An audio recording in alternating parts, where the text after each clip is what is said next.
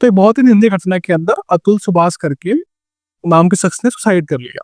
Suicide किया क्योंकि उनकी धर्मपत्नी ने उनके ऊपर बहुत सारे केसेस डाल दिए और उनसे डाइवोर्स के एवज में बहुत सारे पैसे मांगे जा रहे थे। उनको बहुत ज्यादा क्या कर रहा है, प्रताड़ित किया जा रहा था, बहुत ज्यादा टॉर्चर किया गया, न सिर्फ पत्नी के द्वारा, उनके पूरे परिवार के द्वारा, साथ में कोर्ट्स, पुलिस, सबने मिलकर कोशिश करी कि जितना हो सके इस शख्स को परेशान कर सके, जितना ज्यादा हो सके इनको इनसे पैसे वसूल सके। लेकिन इस इंसान ने किसी को भी के सामने झुकना पसंद नहीं किया और आखिर में आखिरी स्टेप में सुसाइड ही कर लिया। तो आइए जानते हैं आखिर हुआ क्या था इनके केस के अंदर और किस तरीके से एक कानून जिसको बनाया गया था ताकि महिलाओं के ऊपर हो रहे अत्याचार को, ताकि महिलाओं के ऊपर हो रहे जो अत्याचार हो रहे थे उनको बचाने के लिए, उनकी सेफ्टी के लिए कानून लाए गए थे। लेकिन किस तरह से हमारे देश के अंदर किसी भी कानून का कितना बुरी तरह से मिसयूज किया जाता है, उसका एक उदाहरण ये केस है, जहां पर एक सीधे साधे शख्स को शादी के बाद डाइवोर्स के नाम पर बहुत ज्यादा क्या किया गया, हैरेस किया गया। इतना ज्यादा हैरेस किया गया कि वो अब उस हैरेसमेंट से परेशान होकर उसने फाइनली सुसाइड ही कर लिया। तो लगभग ये 34 ईयर के थे और लगभग इनकी शादी हुई थी 2019 के अंदर। उसके बाद इनके वाइफ ने और इनके जो वाइफ के जो घर वाले थे उन लोगों ने इतना ज्यादा परेशान किया, हमारे कोर्ट्स के दौरा बनाए, कानूनों ने इसको जीने लायक छोड़ा नहीं था। तो मरने से पहले ना, सुसाइड से पहले प्रॉपर इन्होंने 40 पेज की पूरी अपनी कहानी लिखी कि कैसे क्या क्या हुआ, कहाँ कहाँ पे इनको परेशान किया गया, किस तरह से जुडिशरी में, जजेस ने और पुलिस ने हर एक तरीके से इनको परेशान किया। और साथ में इन्होंने आधे घंटे की अपनी एक वीडियो भी बनाई डेथ से पहले। तो सिंपल बात ये थी कि आपके पास इनकी वाइफ इनको छोड़ के चली गई और उसके बाद शुरू हुआ केसेस का सिलसिला। तो इनकी वाइफ लगातार इनसे 3 करोड़ रुपए की एलिमनी मांग रही थी, मतलब डाइवोर्स देने के बदले 3 करोड़ रुपए मांगे जा रहे थे। और दूसरी चीज, जो इनका बेटा था उनसे मिलने तक इनको नहीं दिया जा रहा था। उस बेटे के लिए इनसे ही हर महीने इनसे 40,000 रुपए लिए जाते थे उसके खर्चे के लिए। लेकिन इस इंसान को कभी उसकी शक्ल वीडियो कॉल पे या फेस टू फेस कभी दिखाई नहीं जाती थी।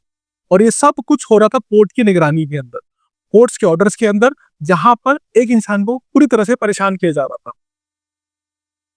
इन्होंने आरोप भी लगाया अपने वीडियो के अंदर कि जौनपुर की फैमिली कोर्ट जज हैं रीता कौशिक करके, उन्होंने इनसे 5 लाख रुपए मांगे थे ताकि इनके केस को वो इनके फेवर में ला सके। ये लगातार क्या कर रहे थे, जब शादी के बाद एक जिम्मेदार पति की तरह अपनी वाइफ की हेल्प कर रहे थे ताकि उसको जॉब लग सके, उसकी फैमिली के जितने भी आपके साले थे उनकी हेल्प कर रहे थे, जितने भी पेरेंट्स उनकी हेल्प कर रहे थे, और लाखों रुपए इन्होंने खर्च किए अपनी वाइफ की फैमिली के ऊपर भी। लेकिन इस सब के बावजूद भी उल्टा इसी के ऊपर केस ठोक दिया गया कि इसने टॉरी मांगेगा। जिस इनकी वाइफ के जो पेरेंट्स थे, मतलब फादर थे, शादी कुछ साल बाद नेचुरल डेथ से मर गए थे। लेकिन इन लोगों ने, फैमिली ने, वाइफ की फैमिली ने इतना ज्यादा क्रुएल्टी दिखाई कि उन्होंने क्या किया, इस बहुत सालों के बाद पुलिस में जाके केस ठोकवा दिया कि इन्होंने क्योंकि डॉरी मांगा, तो डॉरी मांगने की वजह से इनके फादर को, मतलब वाइफ के फादर को शॉक में डेथ हो गई। नेचुरल डेथ जो एम्स हॉस्पिटल में हुई थी, उस डेथ को भी लोगों ने, पुलिस ने, जजेस ने मिल करके इसको फंसाने का जरिया बना दिया। फैमिली कोर्ट ने, जिसने इनसे पैसे मांगे थे 5 लाख रुपए, जब उन्होंने 5 लाख रुपए नहीं दिए तो उसके बदले फैमिली कोर्ट ने क्या किया कि 40,000 रुपए मंथ का क्या कर दिया, इनको पास कर दिया कि हर महीने आपको अपने बेटे के ऊपर खर्च करने पड़ेंगे, मतलब उसको देने पड़ेंगे वाइफ को, ताकि वो बेटे की ध्यान रख सके। सोचिए 5 साल के बच्चे के नाम पर 40,000 रुपए मांगे जा रहे थे। इनकी टोटल सैलरी 80,000 रुपए थी, उसमें बोला जा रहा है कि आप 40,000 बच्चे के खर्च के लिए दे दीजिए और फिर 3 करोड़ रुपए अलग से दीजिए। कोर्ट्स की जो डेट्स होती है उसका जो खर्चा होता है पत्नी का भी और अपना खुद उठाइए। ये लगभग 2 साल से 120 डेट्स अटेंड कर चुके थे कोर्ट्स के अंदर। सोचिए अगर 2 साल में 120 डेट्स के ऊपर कोई इंसान कोर्ट्स के अंदर रहेगा, मतलब साल में 120 दिन, मतलब साल के अंदर 3 महीने, तो संडे को हटा दिया जाए तो लगभग 4 से 5 महीने अगर कोई कोर्ट ही अटेंड करेगा तो कमाया कैसे और किस तरीके से वो किसी को पैसे दे पाएगा। कोर्ट ने जानबूझ के ऑर्डर इसलिए पास थे क्योंकि कोर्ट की जो जज थी उनसे इन्होंने साफ साफ आरोप लगाया कि उसमें पैसे मांगे, तभी इन्होंने पैसे नहीं दिए तो उन्होंने इनके खिलाफ ऑर्डर्स पास करने चालू कर दिए।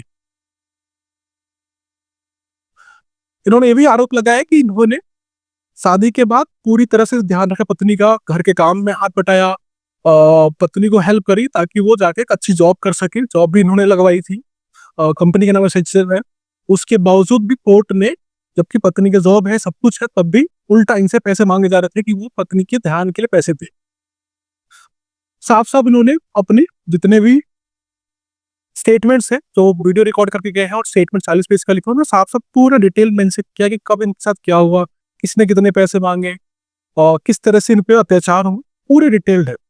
इसके बावजूद भी उम्मीद किसी को भी नहीं है कि इनको न्याय मिलने वाला है या फिर इनकी पत्नी को अरेस्ट किया जाएगा या फिर पत्नी के परिवार वालों को अरेस्ट किया जाएगा, क्योंकि हमारे देश के जो कानून है वो इस तरह से बनाए गए हैं कि एक बार अगर आपकी वो केस हो गया तो आप जिंदगी भर परेशान होते रहेंगे और कुछ हो भी नहीं सकता आपका। तो जिन कानूनों को हमारे मतलब देश ने बहुत सालों आजादी के बाद मेहनत करके बहुत मतलब इंटरप्रिटेशन के साथ बनाए गए थे ताकि महिलाओं को एक सशक्त किया जा सके, ताकि उनके ऊपर जो अत्याचार होते, डोरी मांगा जाता है, उसके बाद भी जो परेशान किया जाता है, उनसे बचने के लिए। लेकिन जिस तरीके से कुछ महिलाएं इसका बेवजह यूज कर रही हैं, लोगों को हैरेस करने के लिए, पैसे वसूलने के लिए, शादी करने के बाद वो पैसे वसूलने के केस डाल देती है, वो बहुत बुरा है। और साथ में सबसे बुरी बात यह है कि इसमें प्रॉपर हेल्प मिलती है उनको कहाँ से, जुडिशरी से, वकील्स हो गए, गैंग्स हो गए, जहाँ पे आपके वकील औरतों को मजबूर करते हैं, उनको उकसाते हैं कि और फॉल्स केसेस दायर करें, और साथ में वो बोलते हैं आपको इतने पैसे दिलवा देंगे। वो फ्री में केस लड़ रहे होते ताकि जो भी पैसे मिलेंगे उसमें से परसेंटेज ले लेंगे।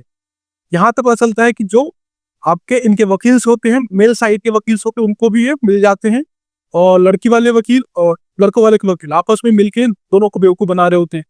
इसमें कोर्ट के जजेस भी मिले हुए होते हैं, वो भी केस को लंबा खींचते हैं ताकि प्रेशराइज किया जा सके हस्बैंड को कि वो इनको करप्शन में पैसे दे दे। एक जो उन्होंने 40 पेज की जो पीडीएफ लिखी हुई है 50 पेज की, उसमें एक लाइन देखिए क्या लिखा हुआ है। ये उनकी वाइफ का नाम है निशा सिंघानिया।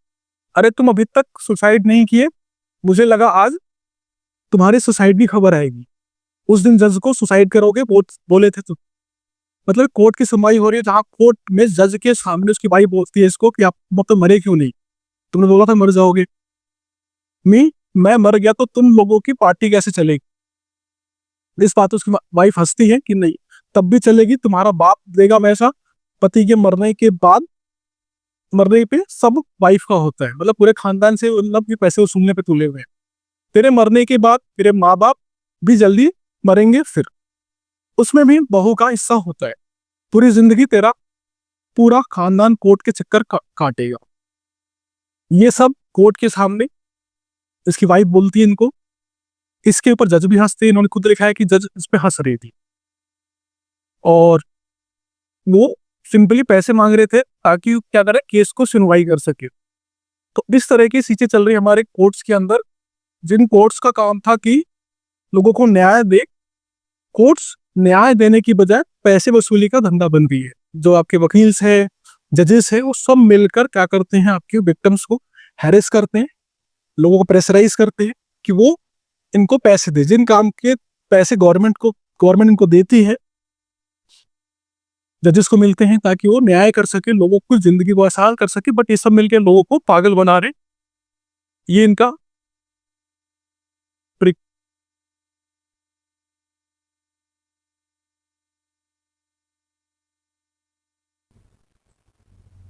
तो मेरा मानना है कि मुझे खुद को ही खत्म कर लेना बेस्ट है मेरे लिए, जो मैं पैसे कमा रहा हूँ उसी से मैं अपने दुश्मन को बर्बाद बना रहा हूँ, वही पैसे मेरे ही मुझे बर्बाद करने की दुश्मन, और ये साइकिल बढ़ता ही रहेगा। मेरे ही टैक्सेस के पैसे से ये कोर्ट सिस्टम जो और बाकी ऊपर भी आया करेगा अच्छे लोग।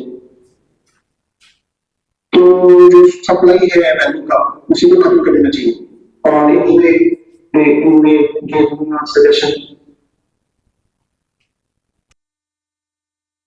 तो ये खुद कह रहे आके वीडियो पे क्योंकि इनके पैसे से, मतलब कहने का मतलब ये था कि ये खुद पैसे दे रहे थे वाइफ को वो उसी पैसे से इनके खिलाफ वो केस केस पे केस कर रही थी। इन्हीं के दिए हुए पैसे से वो सामने से महंगे महंगे वकील हायर कर रही थी और इनके खिलाफ ही केस लड़ रहे थे। सेम ये जो टैक्स दे रहे हैं, उस टैक्स से जजेस को फीस मतलब जजेस को सैलरी मिलती है, उसी सैलरी से जज इनसे अब करप्शन के पैसे मांग रही है, इनके खिलाफ ऑर्डर पास किए जा रहे हैं। तो ये इंसान इतना ज्यादा मजबूर हो गया, इतना ज्यादा हताश हो गया कि उसको कहीं से कोई रास्ता दिख नहीं रहा था, क्योंकि केसेस पे केसेस हो रहे थे, पुलिस पैसे मांग रही थी, जजेस पैसे मांग रहे थे, पैसे न देने पे इनके खिलाफ ऑर्डर पास हो रहे थे और सुनने वाला कोई था ही नहीं। पूरे परिवार पे केसेस हो रखे, टोटल इनकी वाइफ ने 8 या 9 केसेस कर दिए थे। मर्डर का केस था, अटेम्प्ट टू रेप का केस था, अननेचुरल सेक्स का केस था, डॉरी का केस था, हैरेसमेंट का केस था, और इन पे ही नहीं पूरे परिवार पे केस था। तो ये हालत हो गई हमारे देश की, जहां पर किसी इंसान को इतना ज्यादा परेशान किया जाता है और सब कुछ परेशान करता है। सिर्फ वाइफ परेशान नहीं है इसमें जिम्मेदार, इसमें सारी सारी पुलिस, आपकी पुलिस सिस्टम, आपके जजेस, आपके वकील, इन लोगों ने पूरा एक गैंग बना लिया। उस गैंग के थ्रू क्या करते हैं ये लोग, लोगों को एक्सटॉर्ट करते हैं। आइए सुनते हैं इनके इनके खुद का जो वकील है, ये भी लगता है कि मिला हुआ था किसके साथ, वकील मतलब फैमिली के साथ, किसके वाइफ की फैमिली के साथ। ये लोग पूरा गैंग बना के चलते हैं कि जो वाइफ का वकील होता है और जो पति का वकील को आपस में मिल जाते हैं, ये कोर्ट को लंबा खींचते हैं, जजेस मिले होते हैं, उसके अंदर ऑर्डर इस तरह से पास किए जाते हैं ताकि हरेस किया जा सके, ताकि उनसे पैसे वसूल किए जा सके।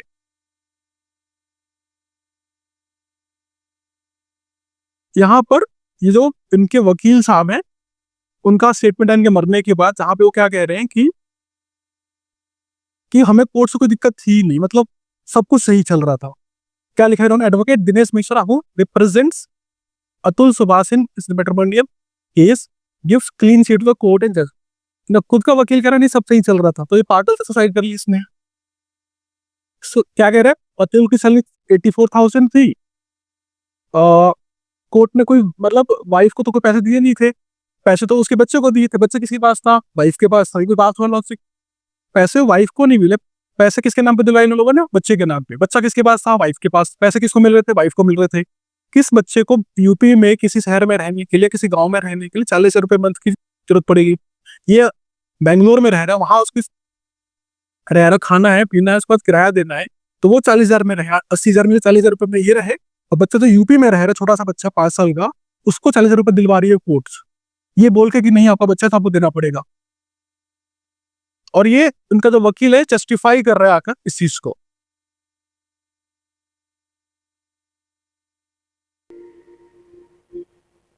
से तो क्या वर्तमान स्थिति रही, कैसे चलता रहा, क्या तो ये ऐसा था कि 125 का मुकदमा मेंटेनेंस का ये लड़की ने किया था, और जिस बच्चे ने सुसाइड किया इसके खिलाफ किया, और उसमें जो है चूंकि लड़का भी अच्छा 54,000 रुपीज पर मंथ उसकी इनकम थी, और बेंगलोर में वो जो है पोस्टेड था।